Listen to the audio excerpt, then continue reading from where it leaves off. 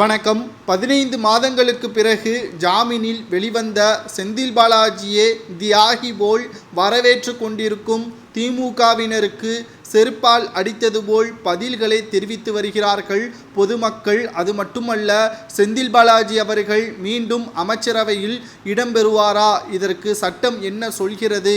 மேலும் செந்தில் பாலாஜி அவர்கள் ஜாமீனில் வெளிவந்தாலும் அவருக்கு சில நிபந்தனைகளும் கொடுக்கப்பட்டிருப்பதாகவும், அதை அவர் மீறினால் உடனடியாக அவரை சிறையில் அடைப்பதற்கான ஏற்பாடுகளை அமலாக்கத்துறை அதிகாரிகள் செய்யும் என்பதையும் தற்பொழுது நீதிமன்றம் தெரிவித்திருக்கிறது.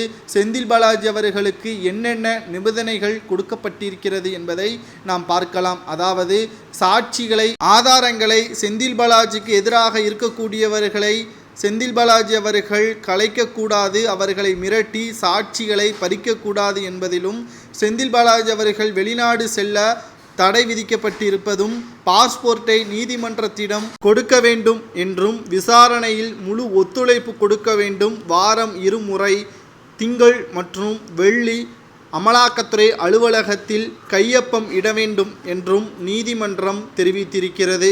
சுமார் 15 மாதங்களுக்கு பிறகு செந்தில் பாலாஜி அவர்கள் ஜாமீனில் வெளிவந்திருக்கக்கூடிய சூழலில் செந்தில் பாலாஜி அவர்கள் முதலில் மருத்துவமனைக்கு சென்று 3 நாட்கள் அங்கு ஓய்வெடுப்பார் என்றும், அதற்கு பிறகு வீட்டிற்கு செல்வார் என்ற தகவலும் வெளியாகியிருக்கிறது.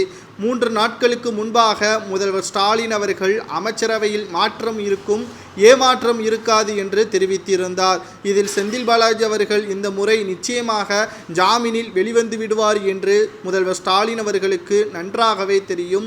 செந்தில் பாலாஜியின் வழக்கறிஞர் இளங்கோவன் அவர்கள் கூறுவது என்னவென்றால், செந்தில் பாலாஜி அவர்கள் அமைச்சராக பொறுப்பேற்றாலும் அவருக்கு எப்போ வேண்டுமானாலும் கைது நடவடிக்கை மேற்கொள்ளப்படலாம். அவர் ஜாமீனில் வெளிவந்தாலும் செந்தில் பாலாஜியின் வழக்கு நீதிமன்றத்தில் நடந்து கொண்டுதான் இருக்கும்.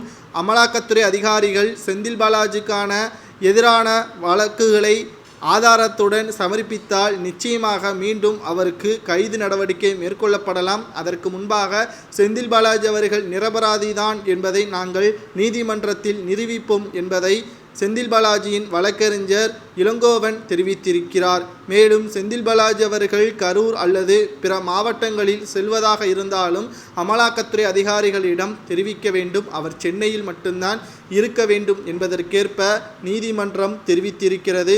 செந்தில் பாலாஜி அவர்களது இந்த ஜாமீன் திமுகவினரால் கொண்டாடப்பட்டு வந்தாலும் செந்தில் பாலாஜி அவர்களுக்கு இது முழு நிம்மதியே தரவில்லை. செந்தில் பாலாஜி அவர்கள் அமைச்சராக பொறுப்பேற்றாலும் தமிழக மக்களுக்கு மீண்டும் ஒரு அநீதிதான்.